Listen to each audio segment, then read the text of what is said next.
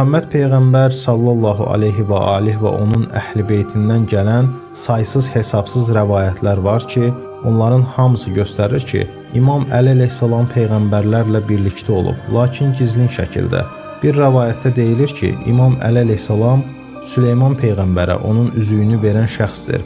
O zamanda geriyə səyahət edir, Süleyman peyğəmbərin yanına gəlir və ona üzüyü təqdim edir. Başqa bir rəvayətdə deyilir ki, Davud peyğəmbəri qüvvətləndirən və onun yerinə Calutu öldürən şəxs İmam Əli əleyhissalamdır. Bu səbəbdəndir ki, Quranda belə buyurulur: "Oxu atan sən deyildin, Allah idi."